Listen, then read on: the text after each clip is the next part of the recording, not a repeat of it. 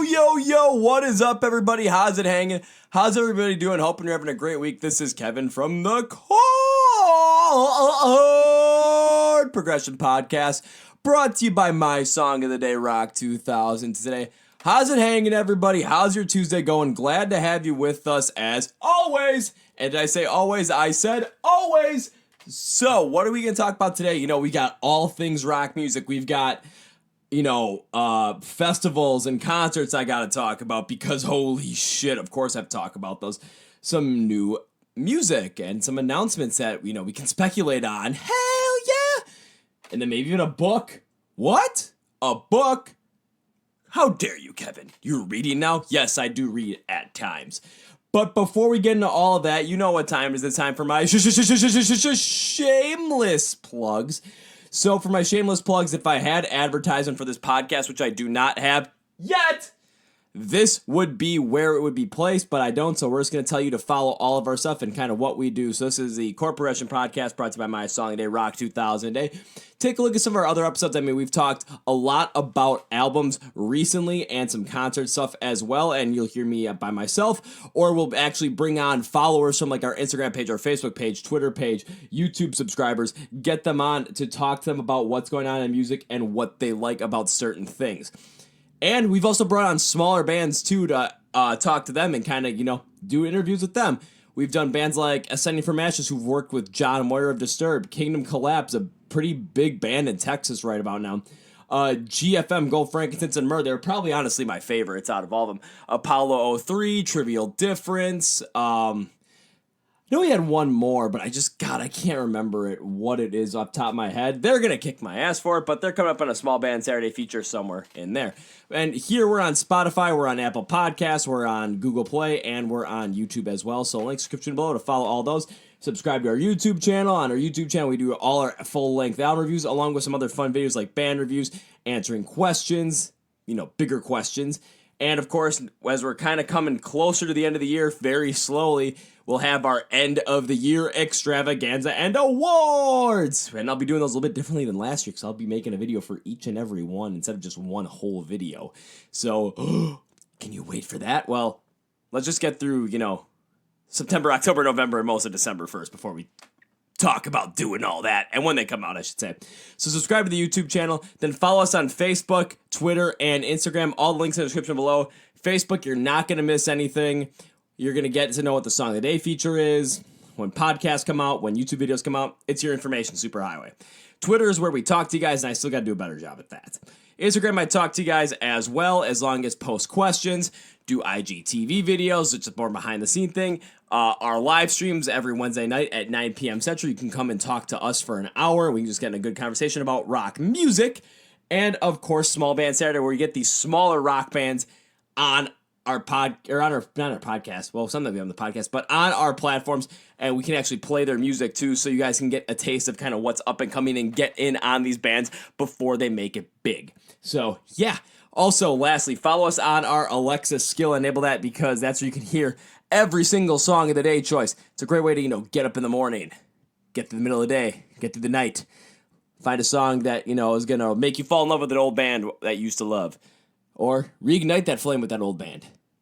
Find out about new bands, all that good stuff. So, Alexa skill, enable that. Again, link in the description on the podcast. I keep saying description below. I'm too used to YouTube videos. But enough of that. Let's get into the meat and potatoes of this episode of the Chord Progression Podcast. And I got to talk about concerts, honestly, because this past week, since the last episode of the Chord Progression Podcast, I have been to two pretty damn good shows. And we're going to start out with the biggest one I went to, which was on Saturday, September 14th. I was in Chicago for Riot Fest at Douglas Park. And I had known about Riot Fest for months now. And I saw what the lineup looked like and the bands they were featuring. I mean, they had bands like Slayer, Blink-182, The Descendants were on there, Rise Against, Anthrax. I mean, you kind of get a taste of exactly what's going on. Pennywise was going to be there, AntiFlag was going to be there. So you get a taste of exactly who's going to all be there and what's going to happen. So I looked, I'm like, okay, let's wait to see when the lineup comes out and see who's playing on what day. Mostly because I'm like, what day is Rise Against playing? And Rise Against was going to be on Saturday. I'm like, oh, they're on Saturday? Yes, they're not on Friday. Hope they do single day tickets. And I'm like, who else is going to be there? Bands like The Story So Far, Manchester Orchestra, Andrew WK, Wu-Tang Clan got announced late, which was awesome. Anthrax, and the headliner for Saturday was going to be Slayer for their last show in the Chicago-Milwaukee area. So I thought, yeah, Saturday's going to be the go. Couldn't have been anything different because, well, Rise Against is going to be there, and I'm going to go see me some Rise Against. Got the single day ticket, and I was ready to go, so I showed up there, I want to say about 3 o'clock in the afternoon on Saturday. So I'd missed a couple of the bands early. I'd missed Gwar, but I actually, from another concert I'll be talking about, I got free tickets to see Gwar here in Milwaukee, so I'm like, okay, I'll see him then, no big deal. Pennywise and Anti Flag, they were going to be on Friday, but I saw them, so we'll get to that later, but yeah. And otherwise, I was looking at the lineup, and they had Slayer on what they called the Riot stage. So it was a stage kind of right in the middle of everything, perfectly set up. But then next to it was a stage called the Roots stage. And right before Slayer was about to go on, that's where Rise Against was going to be on this Roots stage. And at that time, like, there were 3 other shows going on, like Manchester Orchestra was playing, Wu-Tang Clan was playing, and so was Andrew WK. I wanted to see every one of them, but I was, you know me, I'm so stuck and set in on Rise Against, I'm going to see Rise Against. So my plan was, when The Story So Far went on, because they were the band before, on that Roots stage before Rise Against was going to go on, I'm like, okay, I'm going to watch them, enjoy, then I'm going to watch Anthrax, because they were on the stage before Slayer was, on the other side, so I can kind of get a good look at what was going on, then be here and be right in the middle, right in front for Rise Against, and then try and work my way somehow into the pit for Slayer, but we'll see what happens. So I was walking around having a good time, checking some stuff out. Got me, of course, another Rise Against t-shirt. They had this poster specifically that I really, really wanted because I saw it. I thought it was cool. I'm not sure I'm going to put it up in my bedroom where I do all my podcasting videos, all my stuff. I'm kind of a DIY operation at the moment. Or I might put it up at my desk at my new job. But I got to frame that thing because that thing is freaking awesome. I saw it, got it, bing, bang, boom, done. Was walking around, just having a good time. Only really knock I have on Riot Fest is when it comes to they let you bring in water bottles like to refill your water. But the water bottle refill stations were all the way on I don't know if it was the west part of the grounds, I want to say. Maybe the east? No, west part of the grounds. And a lot of the stages were on the east part of the ground, so if you had to go all the way away from everybody else, except Pedialyte had this refill station set up for themselves. They're giving away free packets of Pedialyte. And I'm like, well, hell yeah, because, well, when you're in that pit, I mean, even though it was like going to be when the sun is setting, it was going to be about mid to low 70s at that point. It was still going to be hot as hell with how many people were going to be packed in there. I mean, there is easily over 100,000 people in this park at this one time. So just plan ahead for it. I'm like, okay, so let's start watching The Story So Far. I don't really care that much for The Story So Far, but when they went on, I was like, okay, people are starting to get really into it. People are really starting to jump around, have a good time. And the pit was starting to open up a little bit. I'm like, oh, I thought The Story So Far was kind of like a pop punk band. And I was correct on that. I was like, that's really weird. Why people just going absolutely ape crazy like it was Slayer. But you know what? Who gives a shit?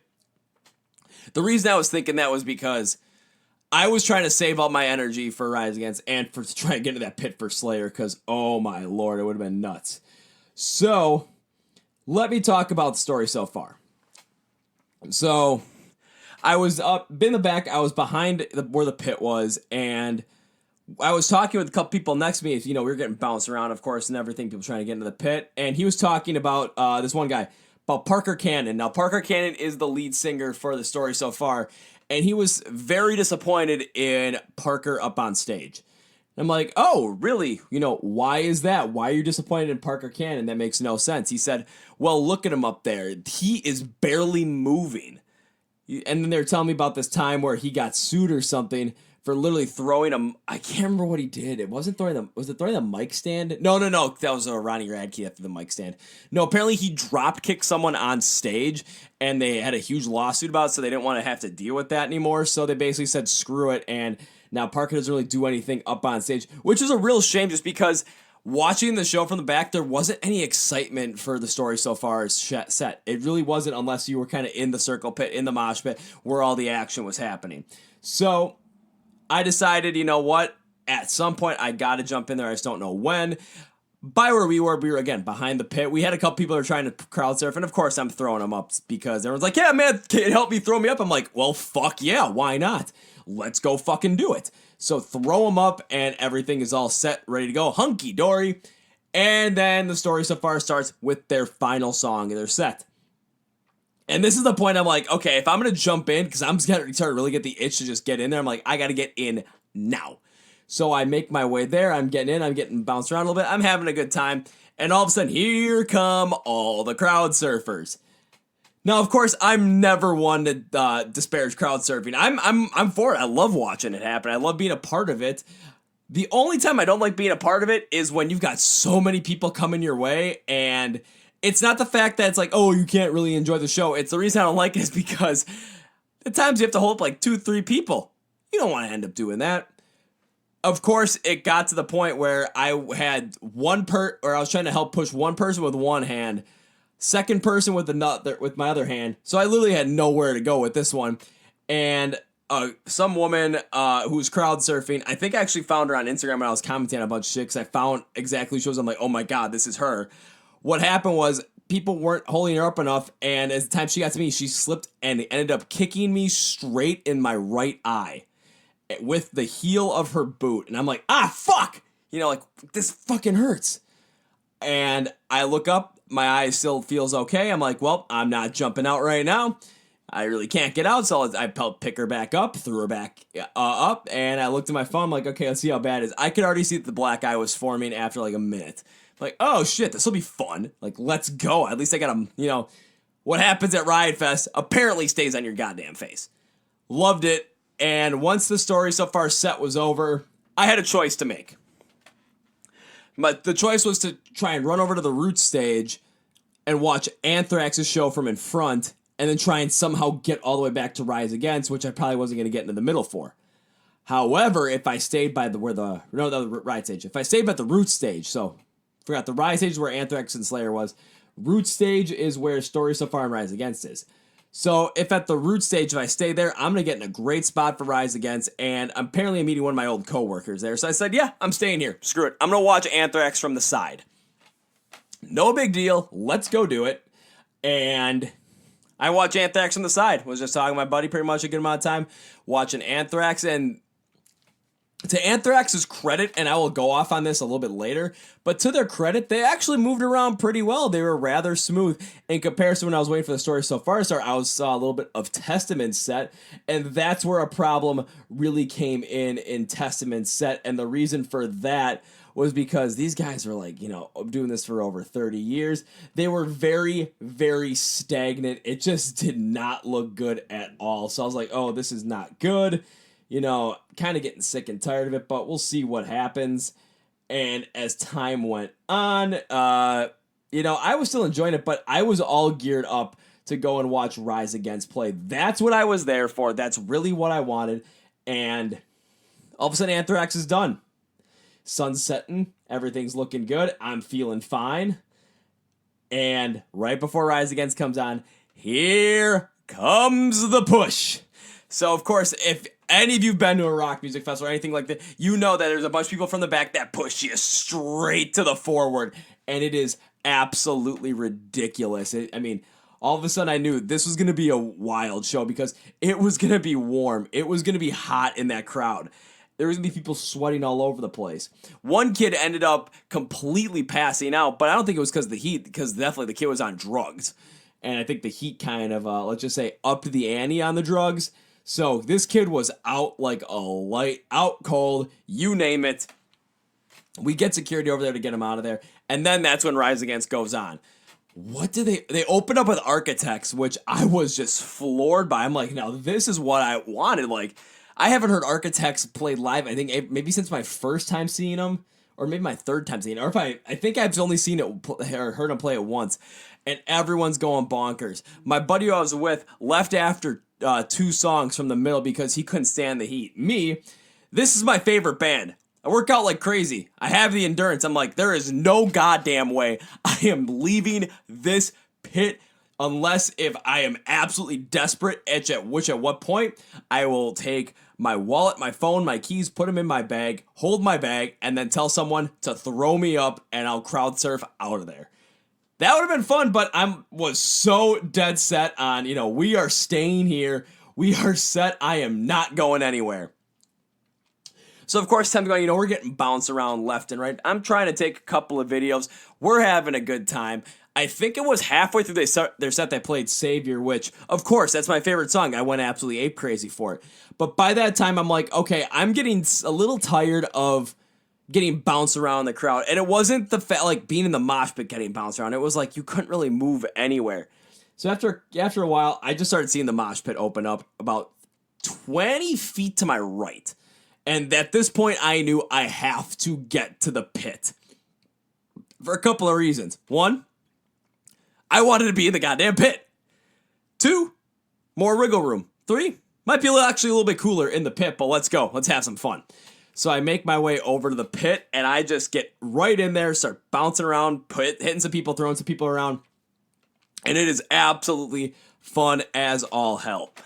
That's when I've got this red string around my wrist that I had since I've been on Mars Island, and it's something that Jared Leto wanted us to do during his activity. He has to do it last year, and I still have the red string on there from about over a month, and I'm not going to get rid of it. But what ended up happening was I ended up getting the red string caught on some kid's zipper of his backpack. And so I'm kind of like fumbling around, like my left hand is out. Like, I'm like, what the fuck am I supposed to do? I'm like, I got to break free. So I yanked as hard as I could with my left hand just to try and break free. And I didn't know if I was going to break the string or if I was going to break his backpack. I was going to go for one or the other. I just wanted to get free. I want to break free. So you want to know what happened? I had a zipper dangling on this piece of string. This piece of string held strong, but I think it was because of how sweaty I was. Like, I was sweating buckets, and I mean buckets. So I was having a freaking blast. And then, so the last three songs we had, Swing Life Away, acoustic, and that was awesome because everyone in the pit and everyone there kind of got a little bit of a break from the pushing and everything. We kind of just got to take a nice big breather. And then they went in to Give It All, and I kind of called for this for the pit because I'm like, I really want this. So we kind of moved everyone in the pit. We kind of separated everybody off to the side a little bit. And right when Tim comes in with he starts singing, right after the intro to the first verse, everyone just bum rushed the middle and we were knocking people around left and right. I was surprised I never fell down, and I was having a freaking blast, enjoying it so much. But then right at the end of Give It All of a sudden, this girl was asking me if I could help clear some people out because she was trying to get pictures for something and she was trying to get a good shot. And I said, yeah, okay, why not? I'm always here to help. I'm happy. Why not? Plus, I'm in a good mood. I'm seeing Rise Against. Why wouldn't I be in a good mood? I ended up helping her get some good pictures, and she said that she worked for the Chicago Tribune, and they told her not to get messed up or anything, which she wasn't. She was completely sober, so very professional about it, making sure she got the best shots possible. Said she got a good shot of when Tim kind of jumped in by us, or, well, he didn't jump in by us, but, when you, lead singer will kind of jump on the railing and get as close to the crowd as possible. She actually got a pretty good shot on that. So I actually hope that at some point the Tribune does use that. And I'm going to try and check before this podcast is released to make sure, see if I can find that photo. Because it was pretty good, I'm not going to lie. Then they started playing Prayer of the Refugee. And I was bouncing around the pit for the first part of the chorus. But then I helped this girl get even closer up front. And her and I were talking for a little bit as we were trying to get closer up front. But then we kind of got separated a little bit. And I ended up just getting bounced around again, as always, and I couldn't find her, but I really wanted to talk to her a little bit more because I really wanted to see some more of those pictures. Plus, I was kind of digging on her vibe, too.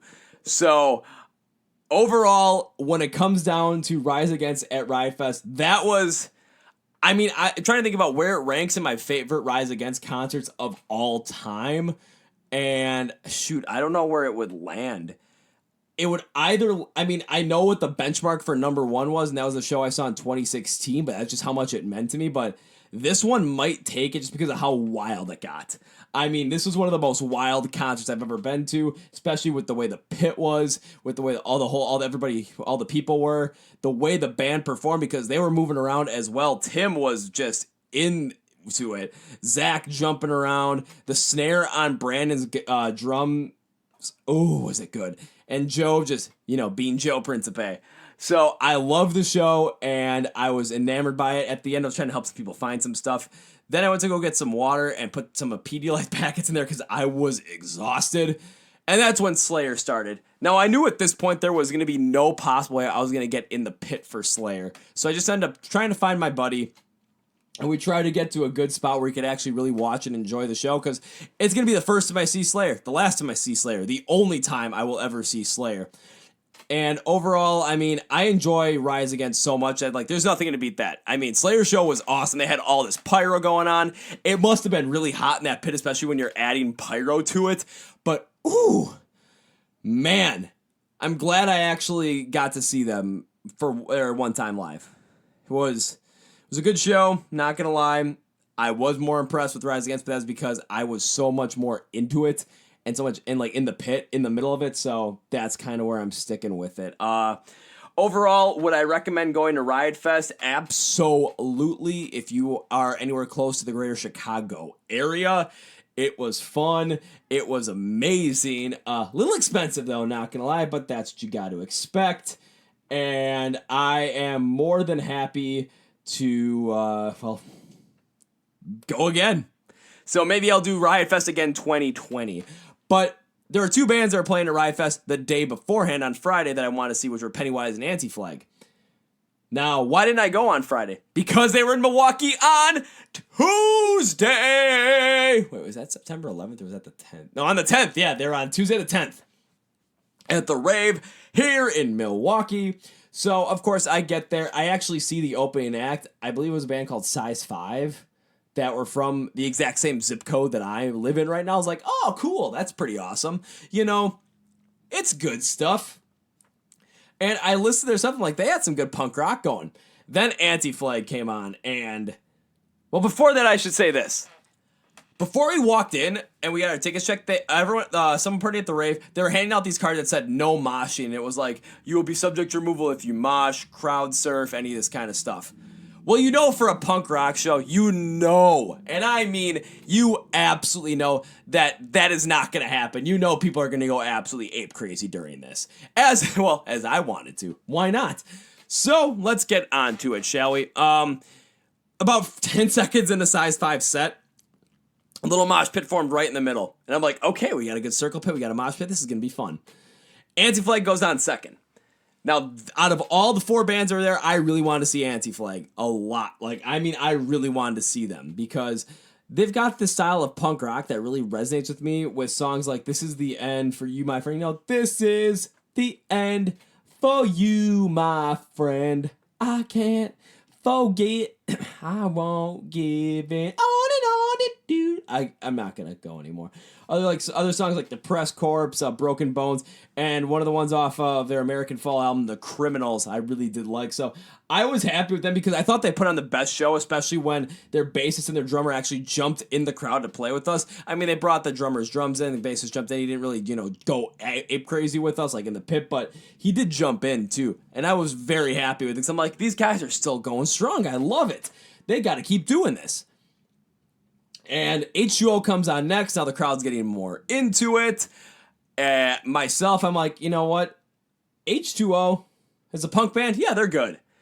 It just seems like they don't belong up there. I don't know why. It's like they just looked very static. That's the best way to put it. Static.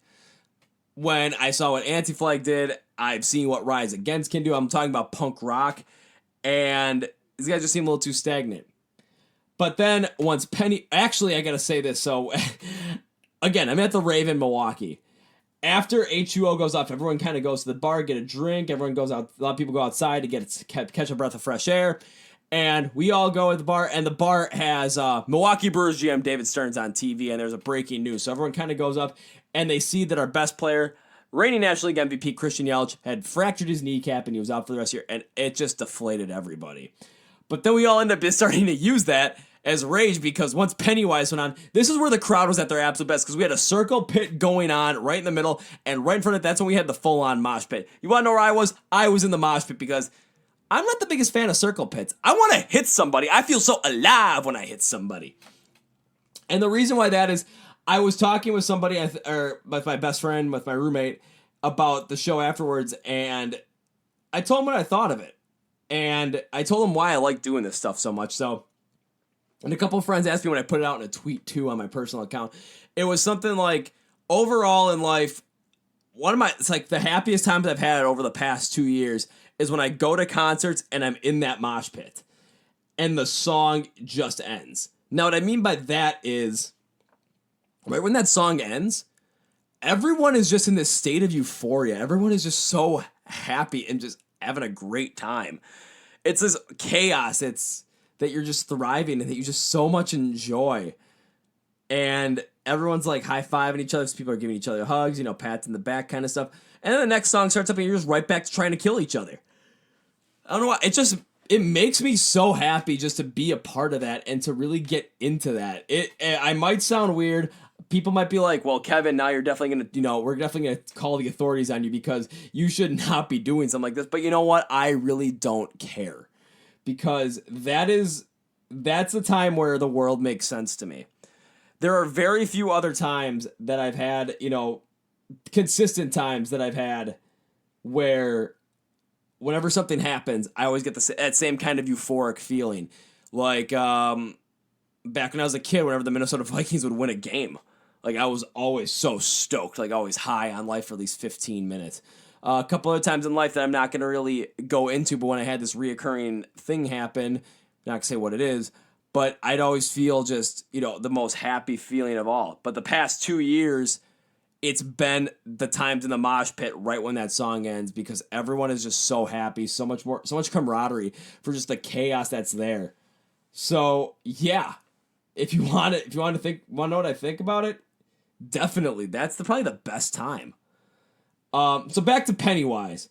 This is where the fans were the best, honestly, at their best. It wasn't the best show, but again, this is where the fans were at their best because the circle pit was going, the mosh pit was going. People who just wanted to watch the show or just watch the show on the outside.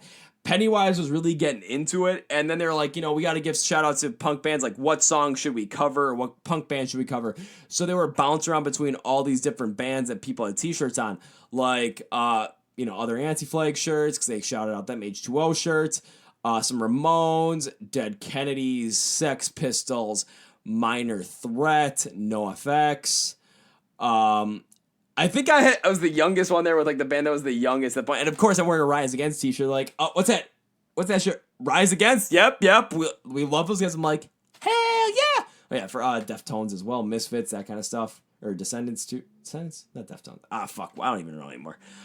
But they end up covering Minor Threat. And I'm like, oh yeah, there we go.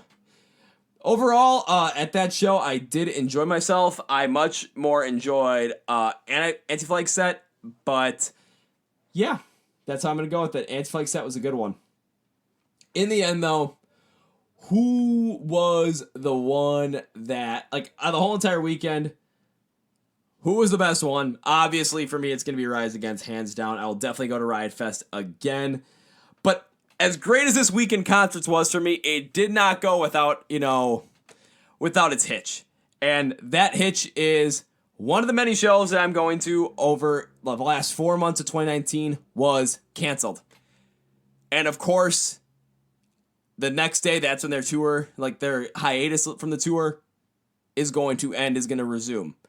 And I'm talking about Fever 333. Now, do not get me wrong. I am not mad at the band whatsoever. It's because the band's lead singer was, I gotta find his name, because otherwise it's gonna kill me if I don't put his name in here.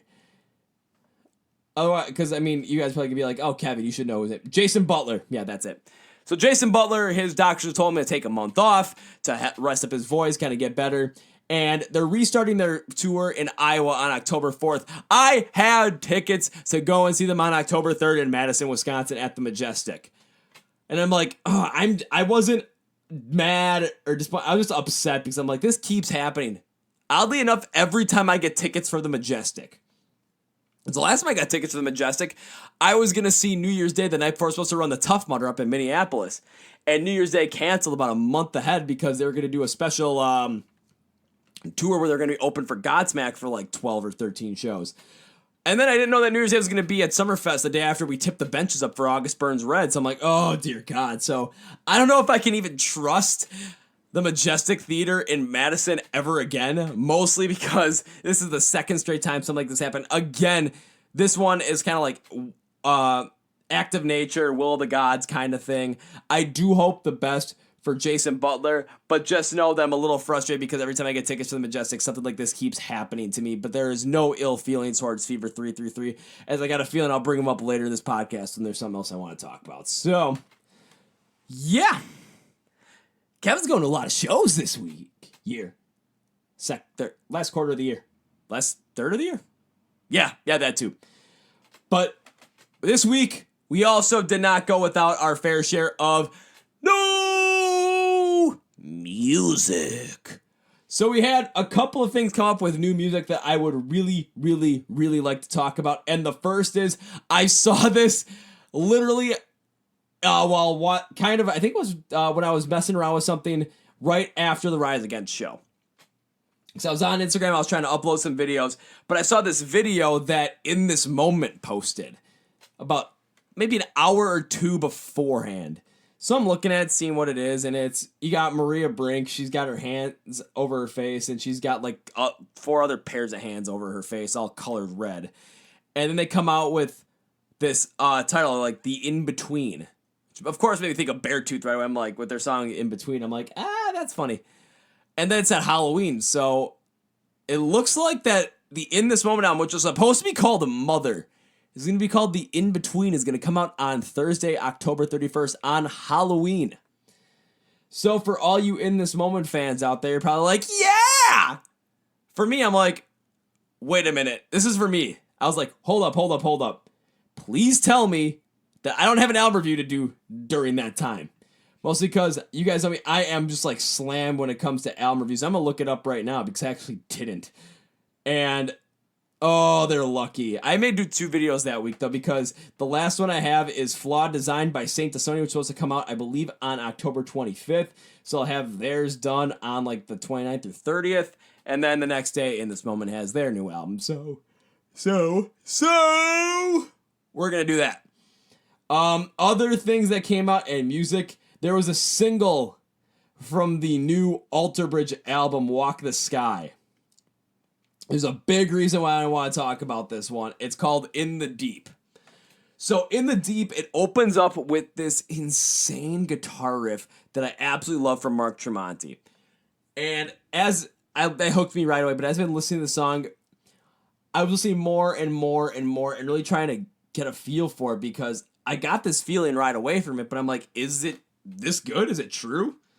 I've listened to this thing for a couple of days now, and I think it's honestly safe to say that In the Deep on the Walk the Sky album by Alter Bridge might be Alter Bridge's second best song to date. Kevin, did you say second best song? I did. I think it's almost as good as Metalingus. I still think Metalingus is a better song, but I actually really like In the Deep. I don't know what it is about it. It like reminds me of it reminds me of the bad time that I used to have. Like back in 2017. It really reminds me of that. But it reminds me of getting past it. Which is weird because I don't know what the song exactly about. I think it's, going in deep with somebody. But that's what it really gets me to think about. And I'm like, you know what? I think that I think this is their best work, honestly. I really think it is. Well, not their best work. I think Metalingus is their best song ever, but I think this is their second best song to date. And this is just, for me, personally, is really upping the whole entire feeling of the Alter Bridge album. Because I'm not that big of an Alter Bridge fan to start out with, but this is just turning into one hell of an album. And I think I will have a contest at the end of the year to see, or like you guys vote to see which album cover do you think is better, Walk the Sky or Flawed Design, because the album covers are so good. Oh my Lord, are they good. I just can't get enough of them, honestly. I mean, Walk the Skies looks fantastic, but then I saw Flaw Design and I just completely lost it. It was good. It was good. But, of course, when it's new music, no new music starts out with, or I should say this. When it comes to new music, we're in that string of time where there's always going to be an album released every single Friday. So I have to talk about an album. And I had a couple I could pick from, but I end up getting stuck on Korn. Now, for me, I don't really like Korn all that much. They're not my cup of tea. I don't hate them. I just really don't care a lot for what their sound. I just never really have. And this is their 13th album. I mean, this has been a band that's been around for a long, long, long time. So, so what should I expect from them? What should I expect from Korn? I don't know. But let's take a look-see. I looked at what this album was. The album is called The Nothing. And the biggest takeaway I got from it was Jonathan Davis, the lead singer of Korn, was talking about this album and talking about it metaphorically. But I think the overall is saying that this album is about that place in your mind where there's no tension, where the good and the bad are perfectly balanced, to the point where it's like there's nothing there. So, of course, after doing my research on that, and also finding out that his wife passed away in 2018, I think right before they started making this album, I thought, ooh, okay, so that's, that's very bad. Shoot, I should rephrase that. Him losing a wife, of course, it's a very tragic thing, but in terms of music, I thought this is going to be very interesting, this is going to be interesting to see what he does with that.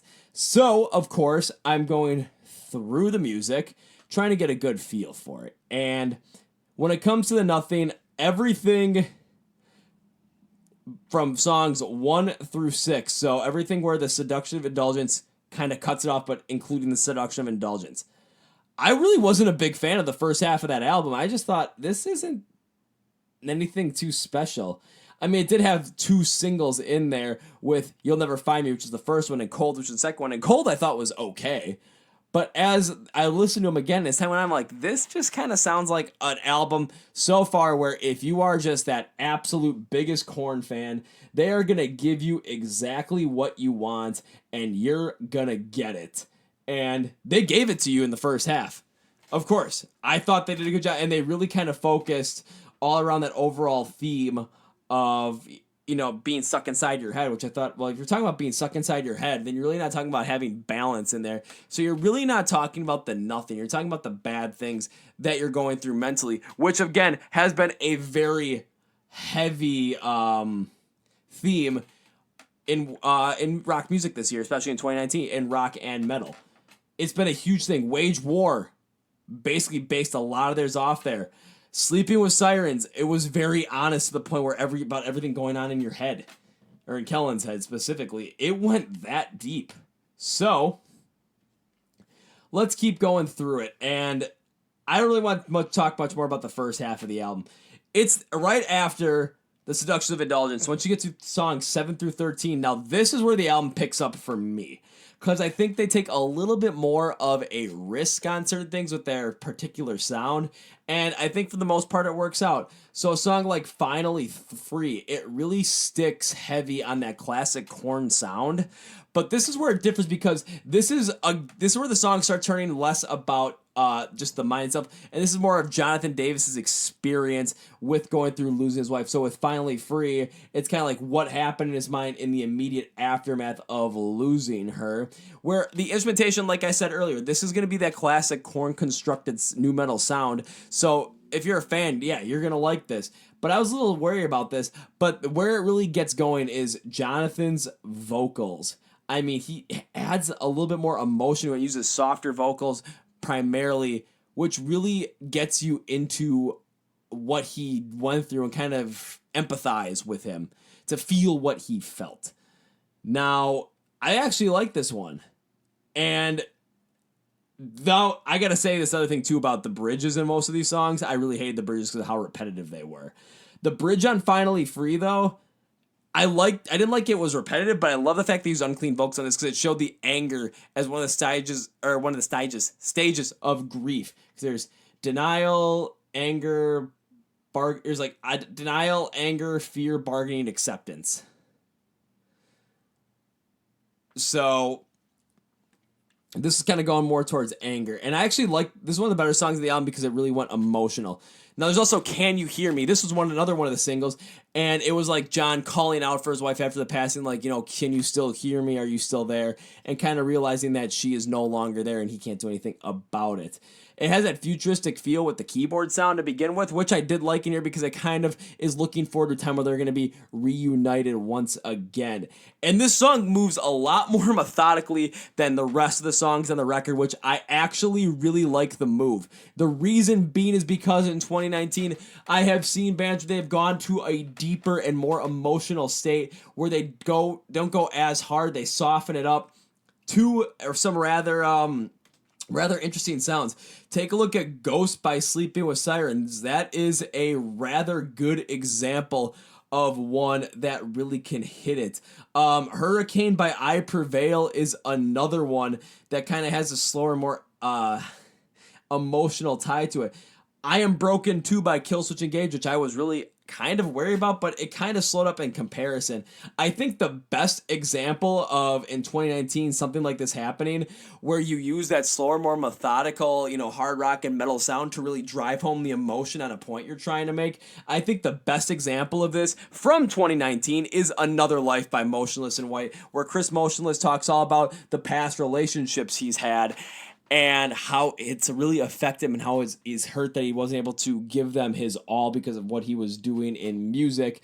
But in the end, this one was done really well, and I like the move that some of these bands are making, but I hope this doesn't become a crutch that a lot of bands lean on to make great songs. If you're going to lean on emotion to make great songs, because take a look at Killswitch Engage, I Am Broken 2. It's softer, but it's still can kind of have some pace to it and kind of be hard a little bit.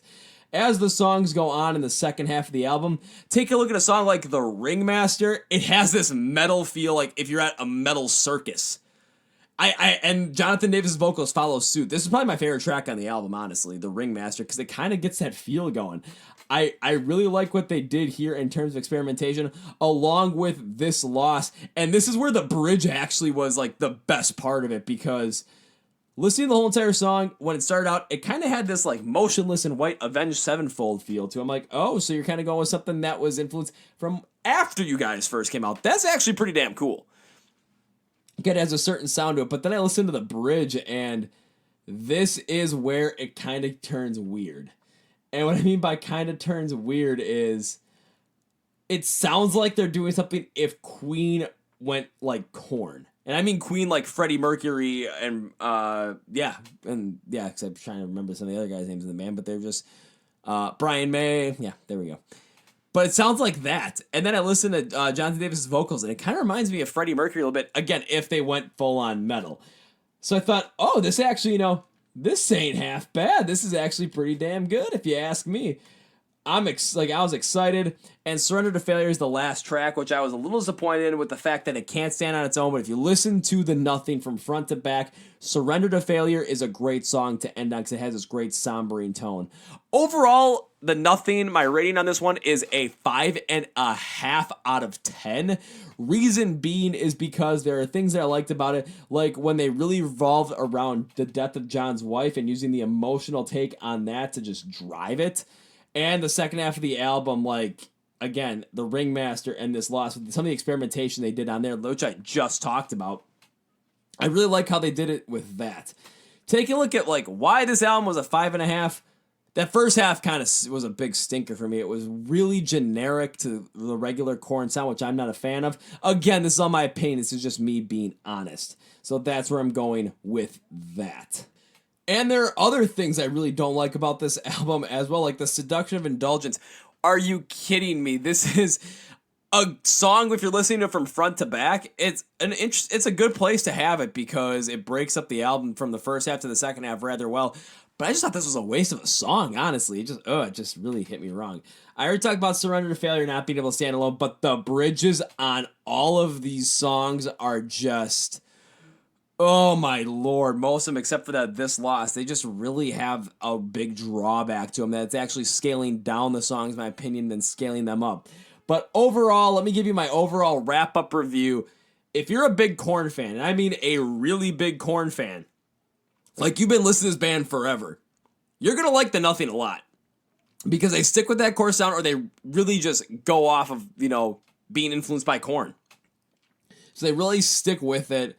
And I think but I think if you're the casual fan of the music genre, like that hard rock metal, nu metal, then you're going to like the second half more than you're going to like the first half. Just because they experiment a little bit more. They bring in a couple of little interesting tidbits like the Ringmaster. I think it's a little bit more enjoyable, honestly. But overall, I think it's a 5.5. I don't think it's Korn's best effort. However, I do think it is a valiant effort. And as Forrest Gump would say, that's all I got to say about that. Now, a couple more things I really want to go on to. One was I actually got a book in the mail this week. I got Skillet's graphic novel Eden in the mail this weekend. I actually have it right here in front of me, taking a look at it, and I don't really read graphic novels ever. I didn't when I was a kid. I don't really care for comics. It's just not my thing. But with everything that I've done, listening to Skillet lately, I've been to 2 shows of theirs. I thought Victorious was one hell of an album. I decided, maybe we should give this one a chance. Let's give the book a chance, read it, see what happens, enjoy. And I ended up reading the whole entire thing in about, I think, 2.5 hours. It wasn't that long of a read. It really wasn't that long of a read. So I thought, you know what? Let's give it a shot. The story was pretty interesting, of course, given, that it's Skillet. I think John Cooper wrote it as well. It's, what's going to end up happening. You know what they're going to end up looking for. And you know what kind of themes they're really going to talk about. And I'm just not the biggest fan of that stuff. So I was looking at reviews online for it, and they said people were talking about it as a great graphic novel. And this isn't anything knocking John Cooper's writing, storytelling style, or kind of what everything happened here. What this really is for me is I just don't really care to read these kind of books. But I wanted to give it a shot, and it wasn't something I was able to fully get lost in, like completely get lost in, but it was something I was able to read and actually enjoy parts of it, but it is kind of confusing at the end. Now, I'm not going to say exactly what the story is about, because I know there's probably people on here who listen to Skillet and are very big into the band, and if they haven't read Eden yet, I don't want to spoil anything for them, except in the book, Jen Ledger is bad motherfucking ass. That's probably the only thing I'll say. And I got the QR code on the book as well for a free download of Dreaming of Eden by Skillet. So I know it's a song that they played on the lead up to the new album, but it wasn't something that I think out of all the songs that were on Skillet's new album, if I had to put this one in there and kind of rank them all together, this one, Dreaming of Eden, would be closer to the bottom. It's very soft. It's much softer. It's very hopeful, uplifting in a church kind of a sense, which you guys know for me isn't necessarily something that is big on my part. I'm not knocking Skillet for making that kind of a move, especially given the theme of the overall book and the graphic novel, because it makes sense. It's for the band. They're going to do what they want to do. But for me personally, when it comes to Skillet, I love when they go harder sound and just kind of more hopeful than uplifting and just really kind of driving you to be great. Something like Rise Up or Monster or Not Gonna Die, Feel Invincible, that kind of stuff. As examples. But overall, I mean, if you're going to read the book, I'd say give it a shot. Why not? If you're a Skillet fan, go for it. I don't think you're going to be disappointed. Myself, I just really don't get it overarching all completely. But then again, that just might be my concussed brain from taking a boot to the face. So we got a little bit of a nice little bit of a mark there. So, last thing I want to talk about before I send you on your merry way is our buddy. He was on the podcast beforehand. His name's Andrew Schuler. I forgot what episode he was on. I think he was on the episode either right before the Skillet album or like 2 episodes before the Skillet album. So he was around, and he sent me a text saying, hey, Kevin, can you check out this video? And I said, yeah, sure, I'll check out the video. Why not? And it was from Finn of the Punk Rock MBA on YouTube. Now, you guys probably know exactly who I'm talking about. Finn McEntee runs a YouTube channel called the Punk Rock MBA, and he came out with a video on September 12th of this year, 2019. 3 reasons why rock is, quote unquote, dying. And what Andrew wanted to do was get my full-on take on the video and see if I agreed with his points. So naturally, I'm like, okay, I do think that the genre is dying especially in pop culture. So how does that all stack up? What's the connection there? Let's see what we got. Let's give it a shot. Let's talk about it. So I said, you know what? Let's do it. I listened to it, and why am I getting a call? I have no idea who just called me, and why in the heck did they even try? But I don't even know whose number that is. It said they called either last Sunday or this. Whatever. If they need to, they can put me on voicemail, and they can leave me one if they really want to. But he was talking about 3 reasons why rock music is dying, and here are my takes on there. I think the first thing that he's put is age. It's just age. So Vin makes some good points, and I'll use the points that he brought up as well because one of them is very, very relevant to me. His biggest points are the fact that rock bands, like the popular rock bands, they're all rather old, like 20, 30 years old, honestly. And when he brings it up is taking a look at some of the music festivals that have happened. So let's take a look at Riot Fest from this weekend. I mean, I'm not going to... The 2 bands on Saturday, there's no way I'm going to knock them for picking those 2 bands. So Slayer being one of them as the headliner, it's their last tour. Yeah, it makes sense to have them as a headliner. They've definitely earned it. And then having Rise Against as the headliner right under, or like there's like the show, or like the band right under them. Yeah, that makes sense, especially for Chicago, for Riot Fest, because the band's from Chicago, and they're huge in that area. Especially, they're huge in the whole entire area. So it makes a lot of sense. But you take a look at bands like the Descendants, who have been around since the 70s, Anthrax, Blink-182. There's really a lot of the bigger bands that they're pulling are older. Louder Than Life is also kind of the same way. Taking a look at the major headliners from each night. Friday, you have Slipknot. Saturday, formed in the 90s. Saturday, you got Guns N' Roses. Again, that's a 80s. Sunday, you got Disturbed. That's 90s. Now, of course, I'm not going to fully knock Disturbed, but take a look at the other bands on Friday as well. If there's any of these bands that are like in the top of this, like you got Stained. A Day to Remember is a little bit different because they were formed in the 2000s. Chevelle formed in the late 90s, early 2000s. I Prevail is one of them. Beartooth is one of them. Motionless in White.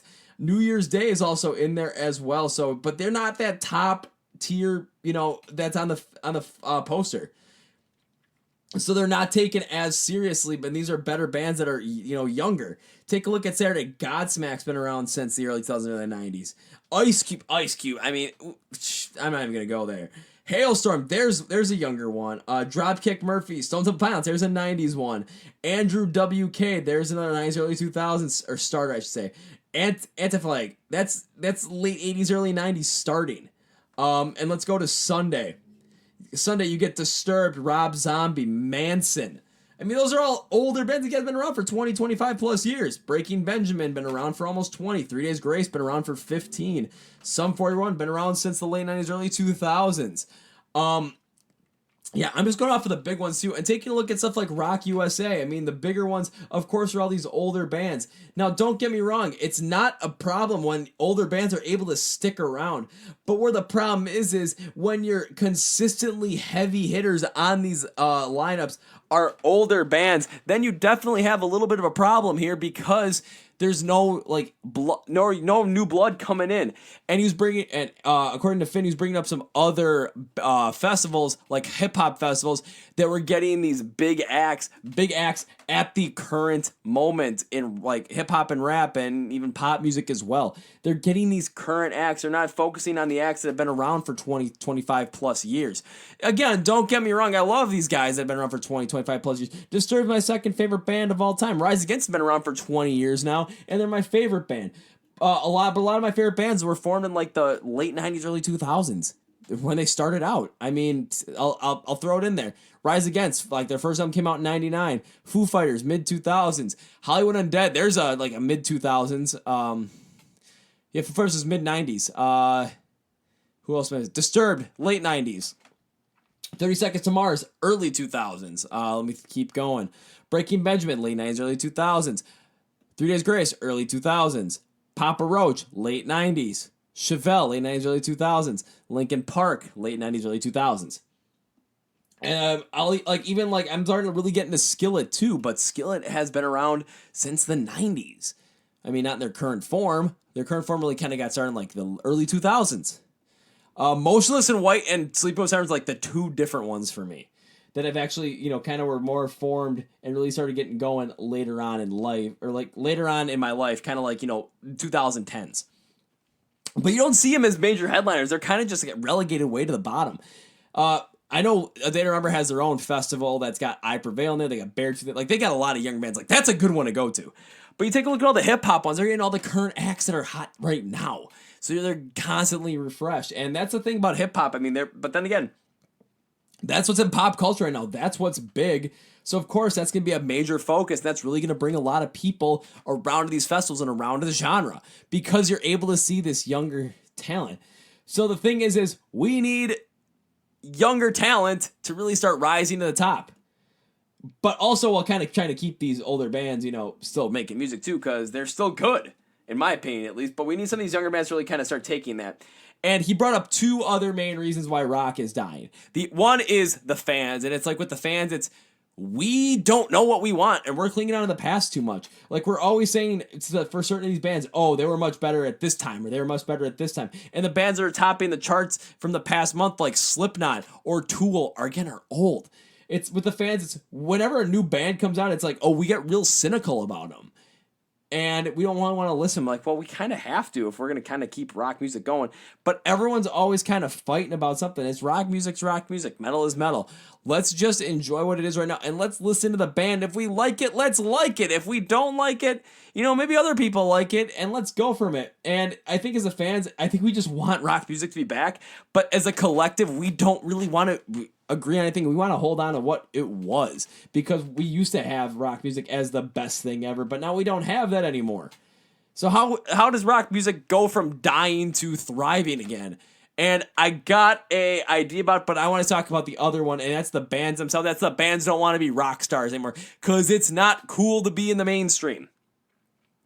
There's all the bands want to be more underground because they want to seem cool, and that is a huge, huge issue. Because, I mean, take a look back in the 80s when you had guys when you had Motley Crue running around doing all the stupid shit they did. When rock music was like the top thing in the world, you had these great rock stars and personalities that, yeah, sometimes they were self-destructive, but if you really want to be that kind of person, be that kind of person.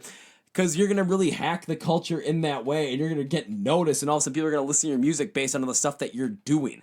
I mean, take a look at, Kurt Cobain. I mean, just not giving a shit. And in the public eye, not giving a shit. Motley Crue with all the crazy stuff they did. David Lee Roth. I'm trying to think. I can't think of a current one because there's no current rock stars. And don't give me anyone like 21 Pilots. No. I'm talking about straight rock stars. And I have a suggestion on how to get this started. It's the band that was nominated for a Grammy last year. It's Fever 333. So why am I bringing up Fever 333 as the band to get started? And I know I've mentioned it before, but this is my pick.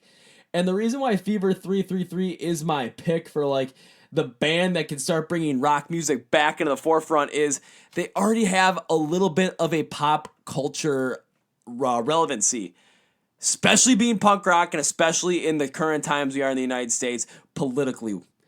And the fact that they're fully in on one side, and it's a side that, in terms of pop culture, they're very vocal about. It can really help out the cause of bringing rock music back in the forefront. Not only that, but they're freaking good, and they can be total rock stars about it. The thing is they just gotta. It's between the fans and it's between the band. So between the band and us.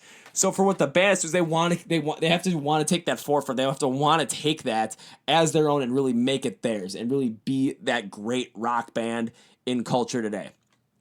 And that means doing the stupid stuff, doing all the stuff that people think are cheesy. It's like, oh, are you sold out? It's as long as their music sticks with that hard punk rock sound that they've created for themselves, then they're fine. But as the fans, we have to accept them for what they do and accept them for who they are. And if they're gonna do that, let's make it happen. Like, let's make rock music insane once again. Let's make it the biggest thing in the world again, because it is the best thing in the world, in my opinion. If you agree with me, great. If you don't agree with me and you like, oh no, country's better or hip hop's better, that's your take. That's your take. I want to make sure that rock music doesn't die because of how much I love it and how great it is. So we're making sure it doesn't die. But overall, I thought Finn brought up some great points too, and I agree with most of them. And the thing is this guy loves rock music too. So, yeah. In the end, I really think that this is something that we really need to fix. And as the fans, we need to accept when bands are, when bands that we like start getting more mainstream success. We can't be like, oh, they were better before. It's like, well, maybe they might be better now. If they're not better now, maybe they're trying to make better music now. We'll see what happens if they get better. And sometimes they do, sometimes they don't. It happens. And I'm not saying, be a total fanboy or fangirl if somebody's like anything they do. Like 30 Seconds to Mars. 30 Seconds to Mars have a lot of cultural reference significance right now, but they're more poppy than anything. So kind of is like, oh, they're not a good example. Like, again, that's why I picked Fever 333 as a great example of somebody that could do it. But if you really want to, I'd suggest watching 3 Reasons Why Rock is Dying by the Punk Rock MBA on YouTube to really get the full take on this one, or get Finn's full take. Because again, I do think he brings up some great points. I don't want rock music to die, guys. I love listening to it. It makes me feel fantastic. Again, when I'm in the pit and right when that song ends and just the camaraderie, that's the happiest place I've been the past couple of years. Past two. It's the happiest, it's like my happy place. Kevin's happy place! Oh God, now you're starting to get really weird on us, Kevin. Oh my God. But that's what, we all love rock music, guys. We all like rock music or metal or whatever you like. But if you're listening to this, you've got to like some kind of rock music. So in the end, can we make sure we can bring it back? Can we figure out what we want and make sure it makes a comeback? Please. I don't want to lose rock music. It is something in life that I truly cherish. It's one of my favorite things in life. It might be my favorite thing in life. Because of how happy it makes me. It's got me out of so much. Just keeps my smile on my face. Like sports used to do. Nah, it's rock music, man. It's all rock music. All rock music. Well, that's going to be it. Thanks again for listening to the Chord Progression Podcast, brought to you by My Song a Day Rock 2000 today. Next week, As I Lay Dying has a new album out. So does The Agonist. I know I really want to talk about As I Lay Dying, but we might have a guest on to talk about both. We'll see what happens. But I'm excited. I hope everyone has a great rest of their week. And I hope you're as happy the rest of the week and the rest of your lives as I am when I'm in the mosh pit and the song ends and just the pure bliss of it. Or just me and that whole entire crowd at Rise Against. Yeah. Alrighty, guys, I'm going to end it with, this is the Chord Progression Podcast, brought to you by My Song a Day Rock 2000 Day. My name is Kevin. You know how I end all these podcasts. It's with a big C. Y'all.